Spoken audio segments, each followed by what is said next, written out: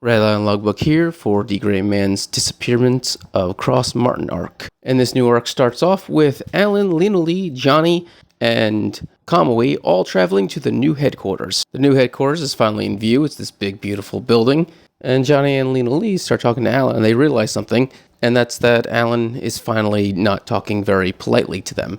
And what I mean by this is he's usually very formal in his speech, but recently he's become informal. He's been very casual with them. He apologizes and goes back to his polite way of speaking, but they say, no, we like the other way. We like it when you're casual with us. And so Alan becomes flustered and doesn't know really how to talk because he wants to talk politely like he always does, but at the same time they said they want him to talk casually. And that's when Kamui says, hey, we're here, let's get to work. And so they go into their new home. And the first thing Alan does is he sets up a connection to the Ark. So the way Alan's connection to the Ark works is that he has to go to a certain location, set up a coordinates wherever he's at, and now he can have a permanent portal to the Ark.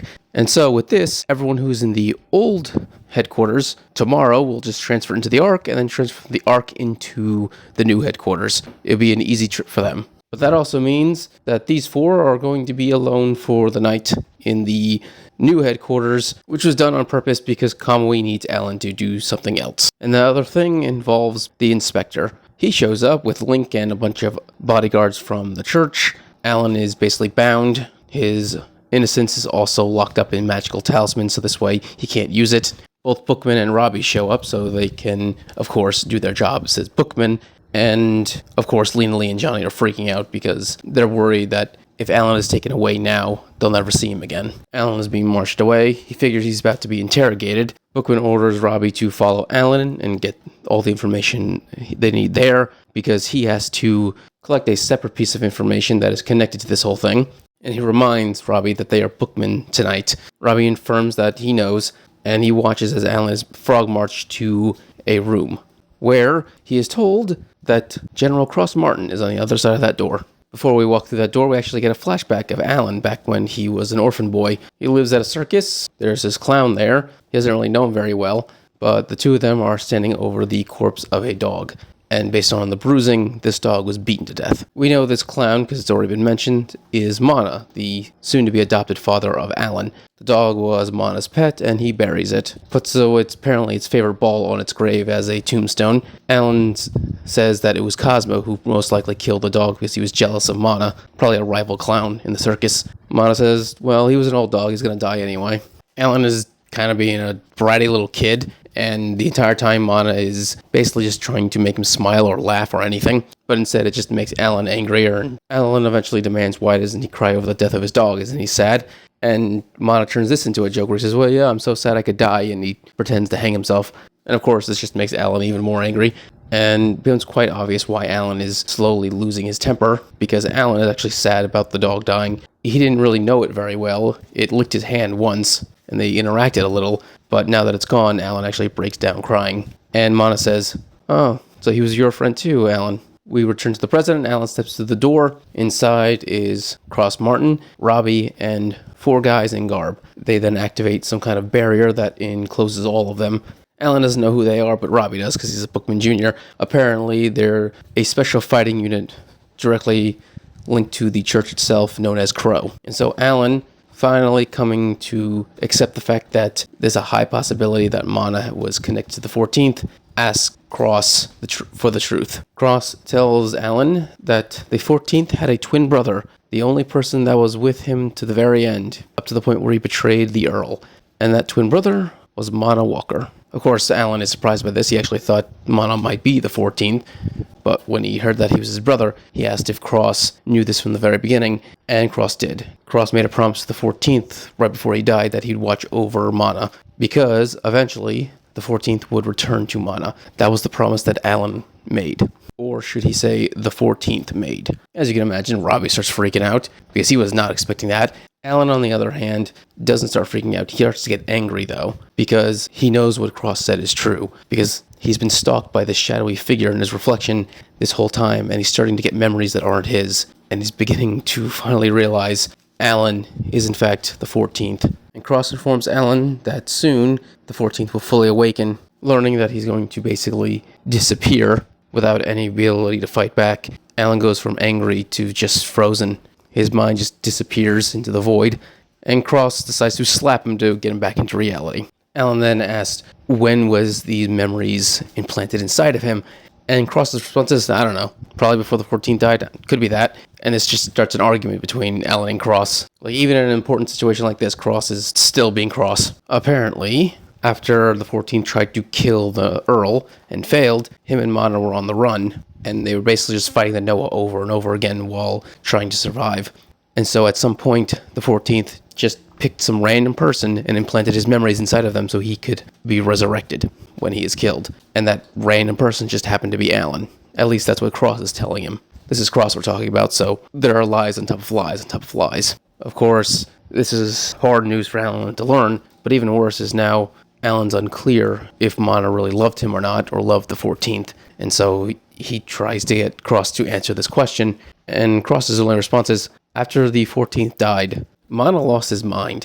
It was unclear if he even remembered the past, or even had any understanding of what was going on in the world, so he just doesn't know. He can't give Alan a definitive answer of what Mana was feeling or thinking at that moment. Cross then hugs Alan, one of the first genuine things he does, and he actually feels sorry for Alan, because if anyone could be the host for the 14th, it should have been some good-for-nothing, not someone as kind and genuine as Alan. And then Cross informs Alan that when he does turn into the 14th, he will kill someone that he loves.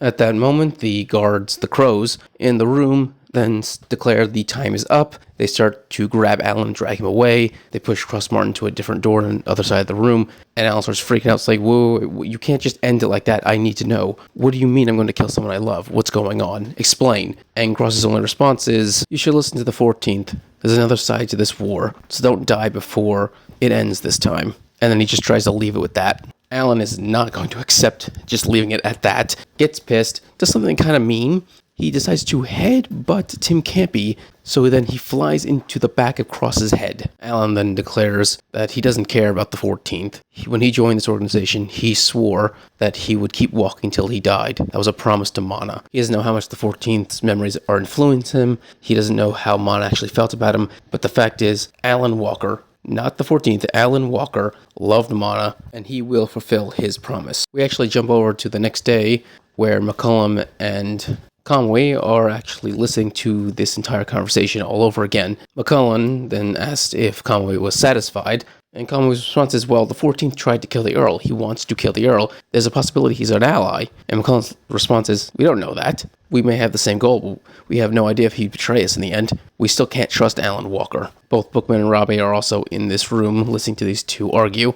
Robbie makes it very clear that Central thinks Alan's a threat and they're going to get rid of him. And then he asks Bookman, what do you think it means when Cross said that there's another side to this war? And then Bookman has a very scared face with sweat rolling down the side of it, being very clear that he knows what this other side is. He then tells Robbie, don't ever ask me about that again until I say so. Cromwell then declares that he will make an official announcement to everyone about Alan being the 14th tomorrow. Conway's like, you can't do that. But Cromwell's like, it's an order from the Pope. And that's the end of this conversation. As he's leaving, he walks past the 4 crows that were guarding Alan and Cross when they were having their conversation. They inform him that Cross put something inside of his golem, what he should do. And Cromwell says, I'll leave it up to you. Link, showing that one of the crows is in fact Link, the person who's currently investigating Alan. We jump over to Cross, who's currently in his room. He's looking out a window. He's just reminiscing. He actually thinks Alan's grown up a lot. He thinks joining the Black Order was a good thing for him. Then there's a knocking at the door. I guess something in Cross's instincts kick in because he then grabs his gun. And the next thing we see is Cross Martin covered in blood and laid out, most likely dead. Outside the door is the 2 men that are guarding Cross, and I put that in quotation marks, but because Cross was basically using them as booze runners, they were sleeping when all of this happened.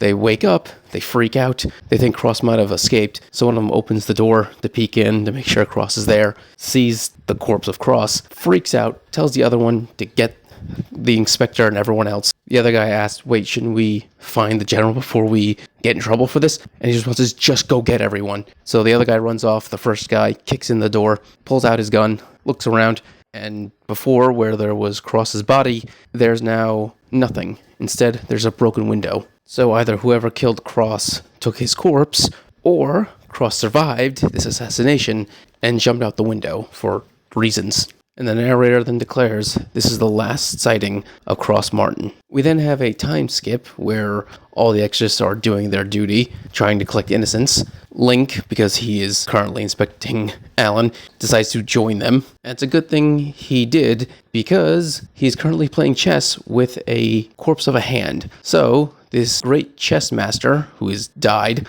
got possessed by innocents, basically came back and refuses to hand over the innocents until someone beats him at chess. That's a thing that happened. D. Gray Man can be very serious sometimes, and other times it's just weird.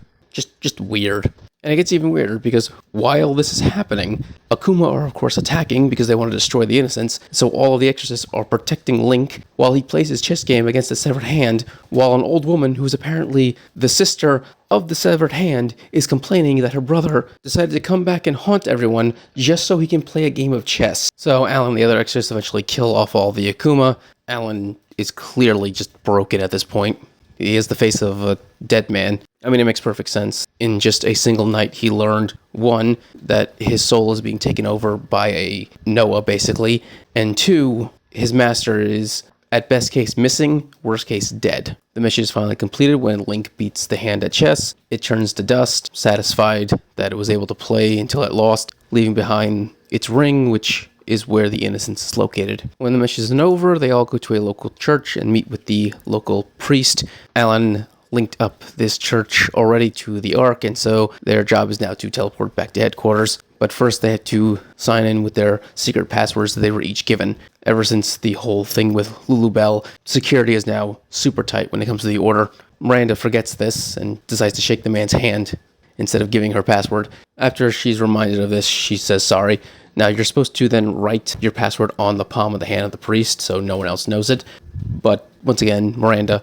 And so she ends up saying it out loud, part of it. Conda then gets pissed, reminds her how stupid she's being right now. But then Alan defends Miranda, and this causes Conda and Alan to fight again, because of course they do. Link then starts to lecture the both of them, saying that they both wear the cross. It's a symbol of the Pope, and they should have more respect and dignity. And Conda just cuts him off in the middle of this and tells him to shut up. Conda does not give two shits about the Pope, the cross, any of it. He just wants Link to shut up. Conda just quickly gives his password and just goes in. Miranda starts to apologize for making him mad, but Alan's like, no, I'm pretty sure I was the one who made him mad. Saying this made Miranda remember what was said about Alan a while ago, where the official announcement of him being the 14th. Cromwell declares that even though he is a Noah, they're going to accept him into the Order for now, because one, they need to control over the Ark, and two, he's an exorcist and they could use all the manpower they got. As you can imagine, everyone, Robbie, Lena Lee, are all freaking out about this. They don't believe it to be true,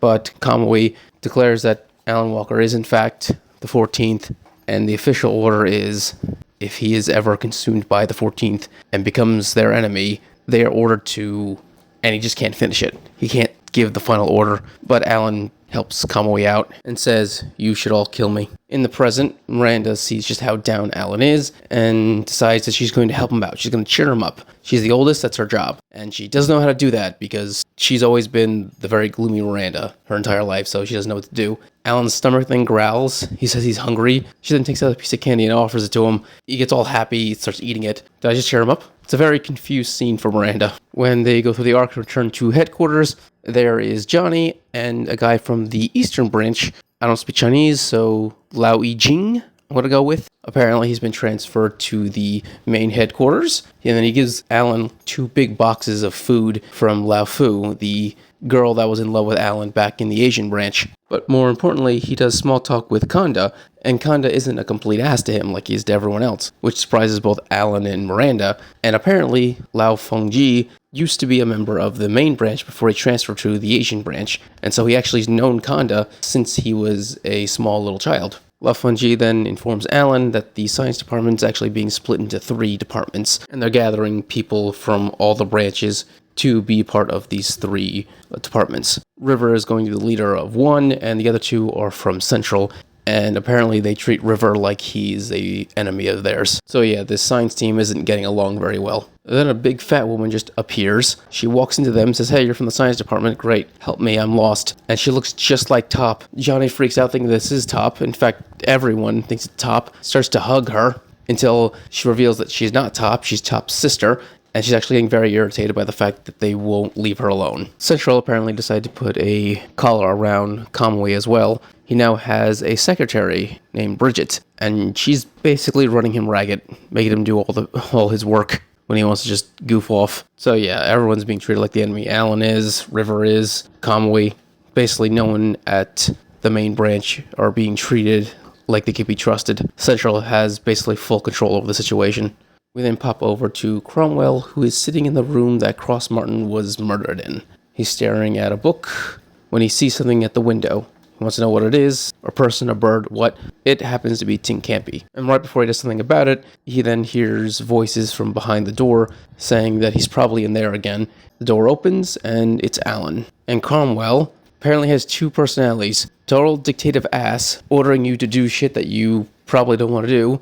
And two, offering you sweets. And that's exactly what he does. He offers Alan a cake. Of course, Alan is suspicious and demands why Cromwell is here. And Cromwell then demands, why is Alan here? This room is off limits. And Alan's response is, anytime he takes his eyes off of Tin Campy, he runs to here. We then jump over to the science lab, where we meet one of the two new leaders of the science department, a guy from Central named Leggery. He starts to lecture River about the fact that Lena Lee is serving him tea.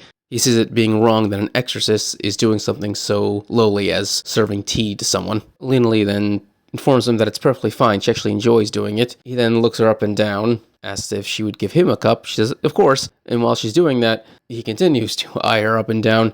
That's when River informs him that he should keep his distance. The guy asks, well, what, she has a lover? And he goes, no, she has a brother. Lena Lee finishes getting the tea, offers the cup. The guy continues to flirt with her. River's like, oh, this guy does not learn.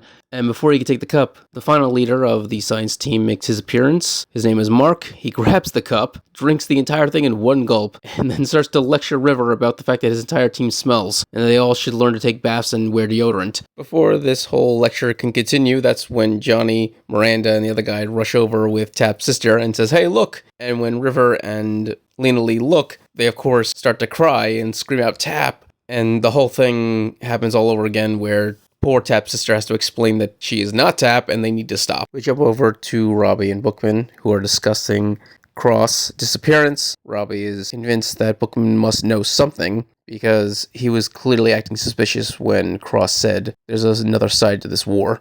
Bookman still doesn't want to talk about that, but he does tell Robbie that he believes that Cross Martin survived and that he escaped. But more importantly, he's not going to return to the Order because he's currently in hiding. And Robbie's hiding from who? And then he puts two and two together and goes, he's hiding from the Order. The Order is the one who tried to kill him. Quinn then tells Robbie that the two of them should now tread carefully because those two have bore witness to the scene and all the information that their lives might be at risk now as well. And at the same time, there's another discussion about Cross being held by all of the generals, Heravaska, Kamui, with his assistant from Central. It's basically his leash. Heravaska scans Cross's gun and informs all of them that he is no longer connected to his innocence. So the thought is, did he abandon his innocence and run away so he wouldn't become a fallen one? And so that implies that he might be a traitor who abandoned his mission. On the other hand, they tested out all the blood, and it was all belonging to Cross, which is a fatal amount to lose, which means Cross was most likely shot and was wounded heavily from this, which means he was attacked and he just had to run away.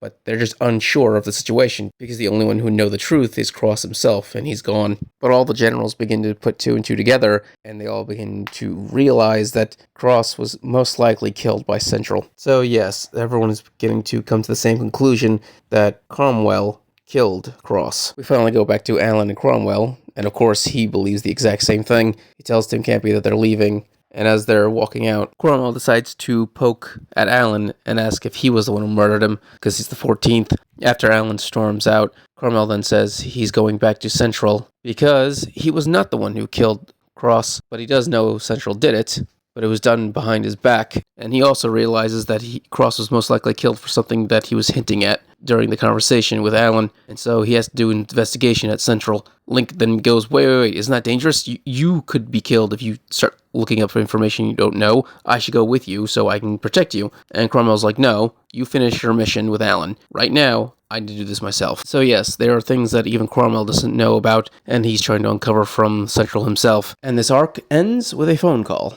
Cromwell is contacted by the head of the North American branch, Rainey. She tells him that she did in fact get the fragment of the egg, and she'll be starting the experiment soon. Alright, if you enjoyed this video, subscribe, give a thumbs up so you enjoy more D. Gray Man and other things. Thank you, and have a great day.